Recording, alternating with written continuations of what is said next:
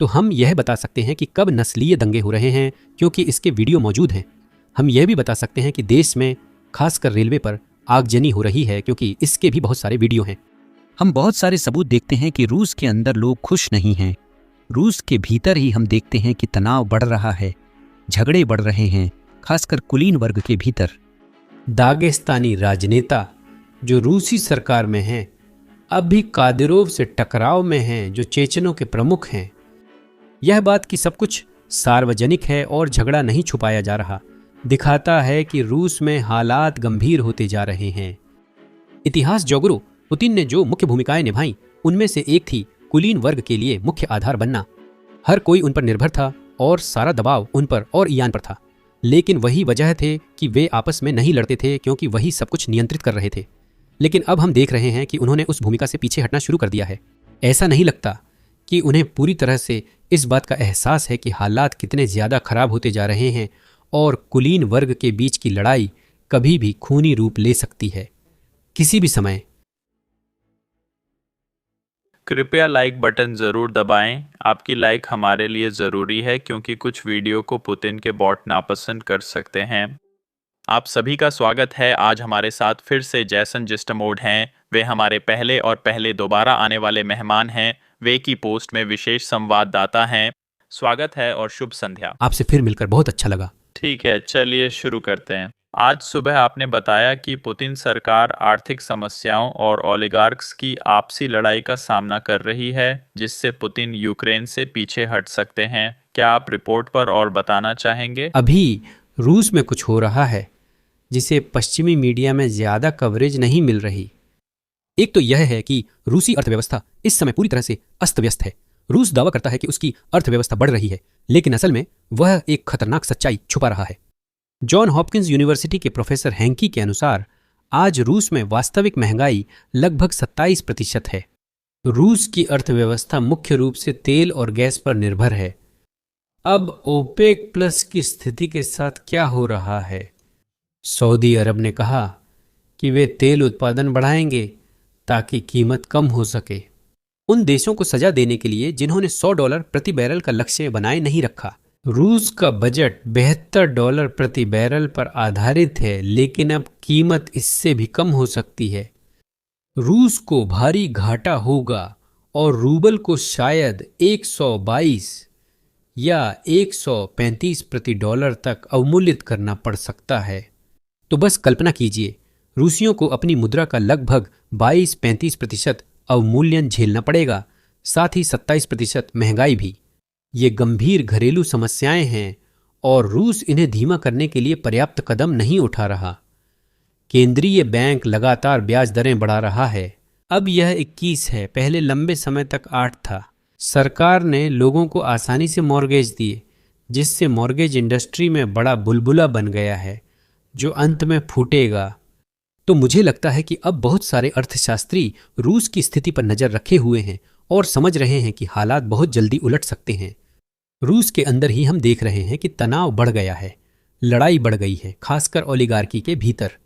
अभी दागेस्तानी राजनेता जो रूसी सरकार में हैं, कादिरोव से टकराव में हैं, जो चेचनों के प्रमुख हैं, और यह सब सार्वजनिक होने और लड़ाई न छुपाने से साफ है कि रूस में स्थिति बहुत गंभीर हो रही है।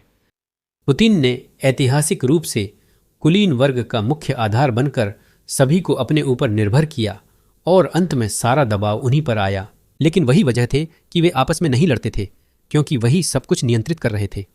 हम देख रहे हैं कि उन्होंने भूमिका से पीछे हटना शुरू कर दिया है और शायद उन्हें हालात की गंभीरता का एहसास नहीं है, और यह कि कुलीनों की लड़ाई कभी भी खूनी हो सकती है। मुझे पता है कि सऊदी और रूस तेल उत्पादन पर मतभेद में हैं, तो रूस ओपेक के निर्देशों का पालन क्यों नहीं कर रहा? क्या उन्हें तेल की ऊंची कीमतों से फायदा नहीं होगा? उनकी असली दुविधा क्या है? तो रूस की स्थिति दिलचस्प है। उसने पहले ही कह दिया है कि वह सऊदी अरब की इन शिकायतों की भरपाई के लिए कम तेल उत्पादन करने की योजना बना रहा है। असल में रूस 2022 से 2024 तक यही जानने की कोशिश कर रहा है कि पैसे कहां से आएंगे। उनके पास ज्यादा विकल्प नहीं हैं। सभी प्रतिबंधों से रूस काफी सीमित हो गया है और तेल से छुटकारा पाना तेल बेचना ही उनके पास सबसे अच्छा विकल्प है और इसलिए वे इसे लगातार कर रहे हैं। उनके लिए यह बहुत ज़्यादा चुनौतीपूर्ण हो गया है क्योंकि कई मामलों में यह कानूनी रूप से नहीं हो रहा है, लेकिन वे अब भी काफ़ी तेल बेच रहे हैं क्योंकि यह उनके नकदी जुटाने के कुछ उपायों में से एक है। मुझे लगता है थोड़ा फोकस बदलते हैं। हमने चेचन नेता और दागिस्तानी अरबपति के गृहयुद्ध पर कई रिपोर्टें देखी हैं। यह पुतिन के लिए कितनी बड़ी धमकी है, मामला कितना गंभीर है, गृहयुद्ध किस तरह बढ़ रहा है। रूस में काफ़ी तनाव है। कादिरोव, जो चेचनों के प्रमुख हैं, रूस की एक बड़ी कंपनी पर कब्जे के लिए संघर्ष कर रहे हैं, लेकिन उनके विरोधी दागिस्तान से और रूसी सरकार में हैं। वे नहीं चाहते कि कादिरोव आएं और उनका कारोबार छीन लें, और उनके बीच जो लड़ाई छिड़ी है वह वाकई बहुत गंभीर लग रही है। रूस में सिर्फ पिछले हफ्ते चिल्लाबिंस्क और अन्य जगहों पर बड़े नस्लीय दंगे हुए। हमने देखा है अलग अलग तरह की हिंसा भड़क रही है, लेकिन हमने ये भी देखा कि सिर्फ पिछले हफ्ते खुद चेचन्या में जहां किसी ने वहां तैनात रूसी सैनिकों पर गोली चलाना शुरू कर दिया था। रूस के भीतर काफी कुछ हो रहा है जो वहां हालात खराब होने का संकेत है।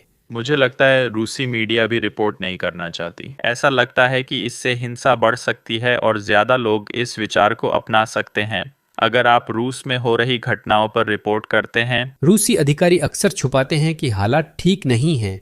वे मानते हैं कि रूस अच्छा कर रहा है और लोगों का जीवन स्तर अच्छा है, लेकिन हम जानते हैं कि ऐसा बिल्कुल नहीं है, क्योंकि बहुत सारी चीजें टेलीग्राम की वजह से लोग जब कुछ होता है तो वीडियो पोस्ट कर देते हैं। तो हम बता सकते हैं कि जब नस्लीय दंगे हो रहे हैं, क्योंकि उसके वीडियो मौजूद हैं, हम बता सकते हैं कि देश में खासकर रेलवे पर आगजनी हो रही है, क्योंकि उसके भी बहुत सारे वीडियो हैं। रूस में लोग खुश नहीं हैं, इसके कई सबूत हैं। और बहुत से लोग सोच सकते हैं कि रूसी लोग बहुत शांत हैं और वे कभी भी पुतिन के खिलाफ खड़े नहीं होंगे। मैं सहमत हूं, देश में बड़े विरोध की उम्मीद नहीं है, लेकिन यह मानना कि लोग सरकार का समर्थन करते हैं गलत है। यह हम कई चीजों से जानते हैं। हम इसे index search results, Google search results में देख सकते हैं, लेकिन हम इसे इसमें भी देख सकते हैं। उदाहरण के लिए, पिछले साल जब प्रिगोजिन वैगनर ग्रुप के प्रमुख रोस्तोव में गए और जब वह रोस्तोव पहुंचे तो हमने देखा कि लोगों ने न तो वापस जाने कहा, न सरकार गिराने से रोका, न ही पुतिन के समर्थन या प्यार की बात की। लोगों ने उन्हें खाना लाकर दिया, उन्होंने उसके सैनिकों को शराब दी, पानी दिया और उन्हें हीरो की तरह स्वागत किया। और यह शायद बहुत बुरा संकेत है जब यह शहर, जो रूस के दक्षिणी कमांड का घर है, वही सैन्य केंद्र है जहां से यूक्रेन में युद्ध लड़ा जा रहा है, वहां के लोग सरकार के खिलाफ विद्रोह करने वालों का समर्थन कर रहे हैं। कई संकेत हैं कि रूस के भीतर सतह के नीचे कुछ उथल पुथल चल रही है जिसे हम यहां से ठीक से नहीं देख पा रहे हैं, लेकिन कुछ ऐसा है जो कभी भी रूस की गतिविधियों को नाटकीय रूप से बदल सकता है अगर वह सतह पर आ जाए। साथ ही वे दंगे जो जातीय रूसी क्षेत्रों में हो रहे हैं, हम जानते हैं कि कई सैनिक उसी क्षेत्र से आकर मारे जा रहे हैं। मैं सोचता हूँ ये बातें कितनी जुड़ी हैं। इसका असर है या बस उबाल है? रूस उपनिवेशवादी शक्ति की तरह व्यवहार करता है। तकनीकी रूप से रूस में सभी नागरिकों के साथ समान व्यवहार होना चाहिए, लेकिन असल में ऐसा होता नहीं है। उदाहरण के लिए बुरियातिया एक अच्छा उदाहरण है। बुरियात लोग एक छोटा समूह हैं, दुनिया में कुल मिलाकर शायद 5,50,000 हैं, लेकिन उनके पास एक क्षेत्र है जिसमें वे रहते हैं जिसे बुरियातिया कहा जाता है। अगर आप वहां से हैं तो यूक्रेन युद्ध में आपकी मौत की संभावना मॉस्को के व्यक्ति से 75 गुना अधिक है। ऐसा क्यों है? बुरियात लोग एशियाई दिखते हैं और बौद्ध हैं, इसलिए मॉस्को के लोगों को वे दूर के लगते हैं। वे विदेशी जैसे हैं और रूसी सरकार के लिए जातीय रूसियों से ज्यादा बलिदान योग्य हैं, जिन्हें नाराज करने से पुतिन डरते हैं। अब हम बस एक पल में उत्तर कोरियाई सैनिकों पर बात करेंगे। कुछ रिपोर्ट्स के अनुसार रूसी माताएं पुतिन को कैदी अदला बदली पर बातचीत के लिए मजबूर कर रही हैं, खासकर वे सैनिक जिन्हें यूक्रेन ने कुर्स्क क्षेत्र में पकड़ा, क्योंकि वे यूक्रेनियों के हाथों पकड़े जाने की उम्मीद नहीं कर रहे थे। सही है, और मुझे नहीं पता कि क्या कोई ऐसा ही उदाहरण है जहां सोवियत संघ के टूटने से पहले अफगानिस्तान युद्ध के खिलाफ विरोध शुरू करने वाली रूसी माताएं ही थीं। क्या हम वहां समानताएं देख रहे हैं जहां कुछ नहीं, या ये किसी बड़े बदलाव का संकेत है? तो रूसी माताएं हमेशा से सक्रिय रही हैं और वास्तव में यह शायद काफी सार्वभौमिक है। ये 80 के दशक में भी सच था, 1990 के दशक में भी सच था और आज भी सच है। उन पर गुस्सा करना मुश्किल है। सरकार पूरी ताकत नहीं लगाती क्योंकि यह बुरा लगता है। जब कोई कहता है मेरा बेटा वापस लाओ और आप उसे जेल भेज देते हैं, सरकार को उनके लिए संयमित प्रतिक्रिया देनी होती है। लेकिन कुल मिलाकर यह जनता का ध्यान इस बात की ओर और अधिक आकर्षित करता है कि रूस यूक्रेन में युद्ध में उतना अच्छा प्रदर्शन नहीं कर रहा है जितना वह दूसरों को विश्वास दिलाना चाहता है। रूस के कुर्स्क ओब्लास्ट के लगभग 1000 वर्ग किलोमीटर क्षेत्र पर यूक्रेन का कब्जा होना चौंकाने वाला है। यह विश्वास करना रूसियों के लिए भी कठिन है कि अब रूस खुद कब्जे में है। हाँ, पुतिन द्वितीय विश्व युद्ध के बाद पहले नेता हैं जिनके देश पर हमला हुआ। यह वो 3 दिन की जंग नहीं थी जिसकी उन्हें उम्मीद थी। हाँ, सही है। अब बड़ी खबर यह है कि उत्तर कोरियाई सैनिक रूस में हैं और हाल ही में इसकी कुछ हद तक पुष्टि हुई है। वो कहते हैं हमें सैनिक भेजने का अधिकार है। पुतिन ने भी इसकी पुष्टि की। उन्होंने कहा यह उनका मामला है। लेकिन शायद जब नाटो अपने सैनिक भेजना चाहता है या यूक्रेन की किसी भी तरह से मदद करना चाहता है तो वो भी किसी तरह रूस का मामला बन जाता है। तो हाँ, आपके क्या विचार हैं? मतलब ये कितना बड़ा तनाव है आपके हिसाब से? मुझे लगता है कॉल पर आने से ठीक पहले नाटो ने भी इसकी पुष्टि कर दी थी, जो उनकी तरफ से पहली पुष्टि थी। तो अभी जो उत्तर कोरियाई सैनिक रूस में हैं, सवाल ये है कि वे वहां क्या कर रहे हैं, और ये साफ है कि वे रूसी सेना की मदद करने के लिए वहां हैं। असल में कैसे? कुछ लोग मानते हैं कि उन्हें मीट वेव्स के लिए भेजा जा रहा है, जिससे मैं सहमत नहीं हूं। मुझे नहीं लगता कि उत्तर कोरिया 10,000 सैनिकों को मरने के लिए भेजेगा। इसके कई कारण हैं। रूस कई गर्म इलाकों में एक दिन में 1000 लोग खो सकता है। सोचिए, पोकहरोस्क पूर्वी यूक्रेन में है। रूस रोज करीब 1000 सैनिकों को घायल या मारता है। वहां 10,000 कोरियाई होने पर वे एक हफ्ते में खत्म हो जाएंगे। ये किसी के लिए अच्छा निवेश नहीं है।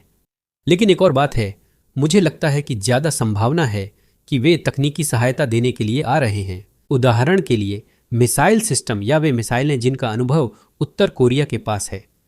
वे यहाँ युद्ध सीखने आ रहे हैं, खासकर जब सर्दी शुरू हो रही है। कोरियाई युद्ध के बाद उत्तर कोरिया ने 70 साल से कोई युद्ध नहीं किया है। अभी वे जितना हो सके उतना अनुभव हासिल करने की कोशिश कर रहे हैं ताकि समझ सकें कि असली युद्ध कैसा होता है। इसलिए मुझे लगता है कि उत्तर कोरियाई वहां तकनीकी मदद के लिए हैं, न कि केवल पैदल सेना या तोप का चारा बनने के लिए। चीन का क्या? ब्रिक्स अभी अभी खत्म हुआ है। क्या चीन उत्तर कोरियाइयों के रूस में होने से नाखुश है क्योंकि युद्ध फैल रहा है? मुझे लगता है इससे चीन की अर्थव्यवस्था को नुकसान होगा। यह मानना कठिन है कि चीन उत्तर कोरिया के रूस के करीब जाने से खुश होगा।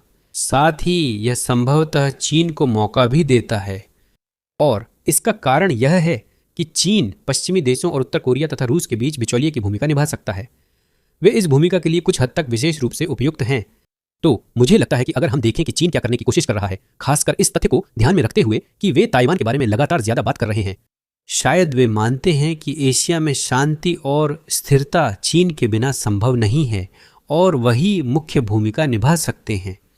तो मुझे लगता है कि चीन का इसके पीछे शायद कोई रणनीतिक लक्ष्य है, लेकिन वह क्या है यह हमें अभी तक दिखाई नहीं देता। इसके अलावा थोड़ी देर पहले ब्रिंगर प्रोक्शोव्स्क, और वास्तव में पिछली बार हमने बात की थी कि रूस एक माफिया राज्य है, और मैं आपकी एक वीडियो देख रहा था जिसे वैसे मैं ऊपर और नीचे लिंक कर दूंगा। आपने कुछ दिलचस्प बातें उठाई जैसे खदान, कोयला खदान, जो मैं ट्विटर पर भी नहीं देखता। और हाँ, ये सिर्फ जमीन हथियाने की बात नहीं है, ये असल में वही पुराना साम्राज्यवाद है। इस पूरे युद्ध के दौरान हम देखते हैं कि रूस की एक ही रणनीति रही है, और वो है जितना हो सके उतने प्राकृतिक संसाधन हासिल करना। अब ये सिर्फ यूक्रेन तक सीमित नहीं है, रूस अफ्रीका में भी बिल्कुल यही करता है। उदाहरण के लिए, लेकिन यूक्रेन के मामले में ये काफ़ी स्पष्ट है। तो 2022 में जब आक्रमण शुरू हुआ, और जब आप इसे नक्शे पर देखते हैं और उसी समय नक्शे पर देखते हैं कि यूक्रेन के सबसे महत्वपूर्ण प्राकृतिक संसाधन कहाँ हैं, वहाँ एक ओवरलैप है। और इसका कारण ये है कि रूस यूक्रेन के प्राकृतिक संसाधनों और उनके औद्योगिक आधार पर नियंत्रण चाहता था, ये सोचकर कि अगर ये न रहे तो यूक्रेन टूट जाएगा। इससे रूस को कई वस्तुओं के बाजार पर कब्जा करने का मौका मिला और वह उन पर नियंत्रण की पूरी कोशिश कर रहा था। एक और उदाहरण है पूर्वी यूक्रेन का पुरखोर्स शहर, जिसे कब्जा करने के लिए रूस रोज लगभग 1000 सैनिक खो रहा है। कोई पूछ सकता है, वे एक ऐसे शहर के लिए इतनी कड़ी लड़ाई क्यों लड़ रहे हैं जिसका सैन्य दृष्टि से इतना अधिक रणनीतिक महत्व नहीं है और इसका जवाब बहुत सीधा है। यूक्रेन देश की सबसे बड़ी कोयला खदान है और इस कोयले का होना बहुत जरूरी है ताकि स्टील का उत्पादन किया जा सके, जो कभी यूक्रेन के कुल निर्यात का 1/3 हुआ करता था। अब उस खदान को अपने कब्जे में लेकर और मान लीजिए कि वह रूसी नियंत्रण में है। इसका मतलब है कि यूक्रेन का वार्षिक कोयला उत्पादन 70 लाख मीट्रिक टन से घटकर 25-30 लाख मीट्रिक टन हो जाएगा। रूस हर साल करीब 1.2 करोड़ मीट्रिक टन उत्पादन करता है। स्टील उन गिने चुने उद्योगों में है जिन पर यूरोपीय संघ प्रतिबंध लगाने में दिलचस्पी नहीं रखता, क्योंकि यूरोप रूस से बड़ी मात्रा में स्टील खरीदता है। तो अगर रूस यूक्रेन को प्रतिस्पर्धी नहीं रहने देता है, क्योंकि अगर यूक्रेन के पास पर्याप्त कोयला नहीं है तो उसे कोयला आयात करना पड़ेगा, और अगर वह कोयला आयात करता है तो स्टील बाजार में बेचने के लिए बहुत महंगा हो जाएगा। बाजार बांटकर और यूक्रेन को बाहर रखकर रूस को यूरोप में प्रतिस्पर्धा का मौका मिलता है। यही उसका उद्देश्य है। फिर से यह सिर्फ अर्थशास्त्र है, न कि सिर्फ रूसी राज्य की बात। इससे रूस के ओलिगार्क्स को फायदा होगा। पुतिन उन्हें साथ रखने के लिए खुश करने को उत्सुक हैं। मुझे लगता है ये एक दिलचस्प सिद्धांत है जिसे मैंने युद्ध की शुरुआत में पढ़ा था, और यह कुछ ऐसा था कि रूस इन सभी सोवियत पश्चात देशों को यूरोप की ओर बढ़ते हुए नहीं देख सकता था। हमने देखा है कि खासकर पोलैंड में पिछले दशक में उनकी आर्थिक वृद्धि अविश्वसनीय रही है, और अगर यूक्रेन भी उसी तरह बढ़ने लगता है तो रूसी लोग अपनी सीमा की ओर देखेंगे और देखेंगे। मूल रूप से वही जो हमारे पास सोवियत युग में था, जब आप सीमा के उस पार पश्चिमी जर्मनी को देखते थे और वहाँ जीवन बहुत बेहतर था, लोग बहुत बेहतर जीवन जी रहे थे। और मुझे लगता है कि ये ऐसी चीज़ है जिसे रूसी नेता बर्दाश्त नहीं कर सकते, क्योंकि वे जानते हैं कि जो भी देश पश्चिम की ओर बढ़ेगा उसकी आर्थिक संभावनाएं बेहतर होंगी। सही कहा केस, मैं सहमत हूं। रूस नहीं चाहता कि उसकी जनता देखे कि जहां रूस नहीं है वहां चीजें बेहतर हैं। जब आप बाहर देखते हैं तो पाते हैं कि पूर्व सोवियत गणराज्य, खासकर बाल्टिक देश, सभी यूरोपीय संघ में शामिल हो गए हैं। वे नाटो के सदस्य हैं, समृद्ध, सफल और उनके लोग खुश हैं। जीवन गुणवत्ता बेहतर हो रही है। आम रूसी ऐसा नहीं कह सकता। असल में एक औसत यूरोपीय अपनी आय का लगभग 15% भोजन पर खर्च करता है। एक औसत रूसी अपनी आय का 50% से भी ज्यादा भोजन पर खर्च करता है। एक औसत रूसी गरीब है और रूस की आर्थिक स्थिति बिगड़ने से हालात और खराब होंगे। सबसे अहम बात यह है कि क्रेमलिन नागरिकों की जिंदगी बेहतर नहीं बना सकता। इस समय रूस में जो व्यवस्थित भ्रष्टाचार है वह सिस्टम ऐसा है जिसमें कोई बदलाव संभव नहीं। तानाशाही सरकारें इसलिए गिरती हैं क्योंकि वे बदलाव के साथ खुद को नहीं ढाल पाती। तो मुझे लगता है कि आगे चलकर रूस को अपनी जनता को खुश रखने में और भी ज्यादा समस्याओं का सामना करना पड़ेगा, खासकर जब वे कहीं और देख सकते हैं और समझ सकते हैं कि अगर आपके पास रूस जैसे बुरे नेता न हों तो दुनिया वाकई में एक बेहतर जगह हो सकती है। लेकिन सोवियत युग में भी और यहाँ तक कि अब भी रूस कम से कम अपने सहयोगियों को जो एक चीज़ दे सकता था वह था सैन्य समर्थन, हथियार और ऐसी चीज़ें। हाल ही में ईरान में इजरायली हमले के बाद रूसी वायु रक्षा प्रणाली की प्रतिष्ठा को नुकसान हुआ क्योंकि वे F-35 विमानों का पता नहीं लगा सकीं। मुझे लगता है ये तकनीकी अंतर को दिखाता है। रूस की प्रतिष्ठा और उसके सहयोगियों द्वारा उपकरण खरीदने पर इसका कितना असर होगा? मुझे लगता है कि रूस की प्रतिष्ठा को वैश्विक स्तर पर सैन्य रूप से बहुत बड़ा झटका लगा है। इस समय यह बहुत स्पष्ट है कि रूस यूक्रेन पर पूर्ण पैमाने पर आक्रमण पूरा करने में असमर्थ है। अब आज के यूक्रेन की कल्पना कीजिए, एक ऐसा देश जिसकी स्वतंत्र हिस्से में लगभग 25 मिलियन लोग रहते हैं। रूस की आबादी 140 मिलियन है और वह काम पूरा नहीं कर पा रहा है। और इससे साफ पता चलता है कि रूस की सेना में निश्चित रूप से बहुत गंभीर समस्याएं हैं। यूक्रेन युद्ध में साफ दिखा कि पश्चिमी तकनीक रूस की तकनीक से कहीं बेहतर है। ईरान को मिली एयर डिफेंस तकनीक वैसी नहीं है जैसी रूस ने वादा किया था, वह ठीक से काम नहीं करती। मुझे लगता है कि रूस के लिए सैन्य उपकरणों के खरीदार ढूंढना अब और मुश्किल होगा। रूस आधुनिक अर्थव्यवस्था में प्रतिस्पर्धी नहीं है। इजरायली हमले से ईरानी सेना के बारे में क्या पता चलता है? क्या आप इस पर चर्चा करना चाहेंगे? मुझे लगता है अभी यह ईरान के नेतृत्व को स्पष्ट है। उन्होंने अपनी हद से ज्यादा खेल दिखाया और लंबे समय तक अपने प्रोपेगेंडा पर विश्वास करते रहे कि वे ताकतवर हैं और इसराइल को नष्ट कर देंगे। हम देख रहे हैं कि यह उतना आसान नहीं है जितना उन्होंने सोचा था। हम देख रहे हैं कि अब जब हिजबुल्लाह का सफाया हो गया है तो ईरान के लिए क्षेत्र में अपनी उतनी ही प्रभावशाली पकड़ बनाए रखना और भी मुश्किल होता जाएगा। जाहिर है यह अब भी क्षेत्र का एक बहुत महत्वपूर्ण देश है, लेकिन यह भी रूस की तरह कई बड़े झटकों का सामना कर चुका है। अब दोनों देशों को एहसास हो गया है कि उनकी सेनाएं गर्व का स्रोत नहीं हैं। तो हम बस यही उम्मीद कर सकते हैं कि शायद उत्तर कोरियाई भी जल्द ही उस विश्वास को साझा करेंगे। इसके अलावा एक और बड़ी बढ़ोतरी, कम से कम मैं तो इसे यही कहूँगा, क्या रूस हूथियों की नागरिक जहाज़ों पर हमला करने के लिए सैटेलाइट डेटा से मदद कर रहा है। मुझे लगता है हमने रूसी मामलों के बारे में काफ़ी सीखा है और सरकार खबरों के आधार पर प्रतिक्रिया नहीं देना चाहती। लेकिन ये कुछ कुछ उत्तर कोरिया जैसी घटनाएं हो रही हैं और अब ये है कि क्या पश्चिम की तरफ से कोई और कड़ी प्रतिक्रिया आने वाली है। रूस शिपिंग मार्गों पर हमलावर आतंकवादियों की मदद करता पाया गया है। इससे पश्चिमी व्यापार को नुकसान होता है क्योंकि वे हूथियों और अन्य आतंकवादी संगठनों की मदद करते हैं। रूस आतंकवादियों के साथ काम करने में कभी नहीं शर्माता, वो ये पहले से करता आ रहा है। आपको याद है 7 अक्टूबर के हमलों के कुछ दिन बाद हमास नेतृत्व ने मास्को जाकर सरकार से सलाह ली। हिजबुल्लाह ईरानी सरकार के बहुत करीब है और रूस को भी उनके साथ काम करने में दिक्कत नहीं है। इस मामले में रूस पश्चिम के खिलाफ असममित युद्ध नीति जारी रखकर आतंकवादी संगठनों की मदद कर रहा है ताकि वे पश्चिमी और वित्तीय हितों पर हमला कर सकें। मध्य पूर्व में इसका मकसद दर्द और अराजकता बढ़ाना है। मेरे अनुसार पश्चिम रूस से ज्यादा सक्षम है और हूथियों का पता लगा सकता है, साथ ही उनके मॉस्को संबंध उजागर होंगे। अगर ऑस्टियोमेट्रिक युद्ध की बात करें तो रूस सूचना युद्ध में काफी बेहतर है और हम खासकर पश्चिम पीछे रह जाते हैं। ऐसा लगता है कि वे कुछ फैलाते हैं और फिर यहाँ की एजेंसियां उसे गलत साबित करने, जनता को समझाने की कोशिश करती हैं कि ये फर्जी है, ये रूस से आ रहा है।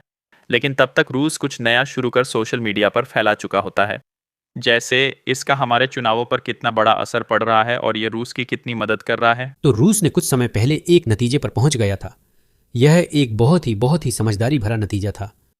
उन्होंने समझ लिया कि जब भी आप किसी लड़ाई में उतरते हैं तो आप चाहते हैं कि लड़ाई किस मैदान पर लड़ी जाए, यह आप तय करें। आप नहीं चाहेंगे कि आपका दुश्मन तय करे कि जंग कैसे लड़ी जाएगी। अगर नेटो से टकराव हुआ तो उन्होंने समझा कि पारंपरिक युद्ध उनके लिए ठीक नहीं होगा, क्योंकि अमेरिकी और रूसी तकनीक में बड़ा फर्क है। लेकिन जहां वे मुकाबला कर सकते हैं और जहां वे वाकई में लड़ाई चाहते हैं वह है सूचना के क्षेत्र में। तो हम देखते हैं कि रूस लगातार अपना प्रचार प्रसार कर रहा है, जो निश्चित रूप से चुनावों को प्रभावित कर रहा है, लेकिन साथ ही जातीय, धार्मिक और अन्य तनाव भी भड़का रहा है। यूरोप, अमेरिका, कनाडा, अफ्रीका और लैटिन अमेरिका में यह सस्ता है और सजा की संभावना भी कम है। अगर रूस सीधे हमला करता, मान लीजिए किसी नेटो राजधानी पर, तो वे पूरी तरह से निश्चित हो सकते हैं कि लगभग तुरंत ही बहुत कड़ा सैन्य जवाब मिलेगा। अगर आप दूसरे देश के चुनाव में हेरफेर कर सकते हैं तो ये काफी सस्ता है। एक तो यह सस्ता है और दूसरा आपको कभी सच में सजा नहीं मिलेगी, क्योंकि कौन वाकई इंटरनेट पर हुई किसी चीज के लिए तीसरा विश्व युद्ध शुरू करेगा। लेकिन संभावना यही है कि कोई सच में उनके पीछे नहीं जाएगा। तो फिर उन्हें पता है कि वे बदमाश लोगों के साथ, हैकर्स के साथ और प्रचारकों के साथ काम करना जारी रख सकते हैं। पश्चिम में जो होता है उस पर असर डालने के लिए, और उन्हें सजा भी नहीं मिलती। साथ ही चुनाव में दखलंदाजी भी। मेरा ख्याल है कि ये सिर्फ पश्चिम तक ही सीमित नहीं है, क्योंकि मुझे यकीन है आपने जॉर्जिया का चुनाव देखा होगा जो अभी अभी खत्म हुआ है, और नतीजों को लेकर एक बड़ा विवाद चल रहा है कि कैसे रूस समर्थक पार्टी जीत गई जबकि एग्जिट पोल कुछ और दिखा रहे थे। आपको क्या लगता है इसका आगे क्या असर होगा? मोल्दोवा और जॉर्जिया में रूस चुनाव नतीजों को प्रभावित करने की कोशिश कर रहा था। जॉर्जिया में विरोध शुरू हो चुके हैं और विपक्ष ने चुनाव नतीजे मानने से इनकार किया है। जॉर्जिया की राष्ट्रपति ने चुनाव परिणामों में हेरफेर का आरोप लगाते हुए रूसियों को जिम्मेदार ठहराया। रूस निश्चित रूप से दुष्ट अभिनेता है और लोकतंत्र को अपने लिए बड़ा अवसर मानता है। उन्होंने जॉर्जिया में चुनाव चुराने की कोशिश की थी इसलिए। लेकिन दूसरा कारण यह है कि यह आपको बहुत सारी बहस छेड़ने की अनुमति देता है जिसे वे नफरत की ओर मोड़ सकते हैं। तो लोग चुनाव के बारे में बात करना बंद कर देते हैं और एक दूसरे से नफरत करने और बांटने लगते हैं। रूस के लिए बहुत सारे चुनावों में आखिरकार कौन जीतता है यह उतना महत्वपूर्ण नहीं है जितना कि इसका पूरे समाज पर क्या प्रभाव पड़ेगा। तो अगर वे चुनावों का इस्तेमाल आबादी को और अधिक तोड़ने के लिए कर सकते हैं ताकि एक देश के नागरिक अब एकजुट महसूस न करें, तो यह रूस के लिए पहले से ही एक जीत है। क्या कभी ऐसा कोई संभावना है कि रूस नाटो के साथ युद्ध छेड़ेगा? रूस नाटो से युद्ध नहीं करेगा क्योंकि उसे पता है वह जीत नहीं सकता। अगर वे यूक्रेन में नहीं जीतते तो नाटो पर जीतना असंभव है। परंपरागत रूप से क्या रूस नाटो से युद्ध करेगा? मुझे लगता है रूस पहले ही नाटो से युद्ध में है। आज रूस सक्रिय रूप से नाटो और नाटो देशों के वैश्विक प्रभाव के खिलाफ युद्ध कर रहा है। लेकिन दुर्भाग्यवश हमारे नेता इसे सार्वजनिक रूप से कहने के लिए तैयार नहीं है। वे जानते हैं कि क्या हो रहा है। वे देख सकते हैं कि रूस अफ्रीका, लैटिन अमेरिका, एशिया और जाहिर तौर पर यूक्रेन में क्या कर रहा है, लेकिन वे यह कहने के लिए तैयार नहीं हैं कि रूस युद्ध कर रहा है, क्योंकि इसका मतलब है कि बहुत मजबूत प्रतिक्रिया होनी चाहिए। और वे उम्मीद कर रहे हैं कि बस इस पर चुप रहकर और इसे बड़ा मुद्दा न बनाकर रूस अच्छा व्यवहार करने लगेगा और कोई समस्या नहीं पैदा करेगा, जो कि बिल्कुल बेतुका है। व्लादिमीर पुतिन जैसे लोग तभी साहसी होते हैं जब पश्चिम की लाल रेखाएं बेअसर दिखती हैं। असल में इससे वह यूरोप और अमेरिका के खिलाफ और आक्रामक कदम उठाने को प्रेरित होगा, क्योंकि हमने उसका सामना नहीं किया। इसके अलावा अभी अभी ब्रिक्स शिखर सम्मेलन हुआ है। मुझे पता है कि यह नाटो का जवाब नहीं है, यह ज़्यादा आर्थिक समूह है, लेकिन जो अभी हुआ उसमें मुख्य बातें क्या रहीं? रूस ब्रिक्स को नाटो के विकल्प और यूरोपीय संघ जैसा गठबंधन बनाना चाहता है।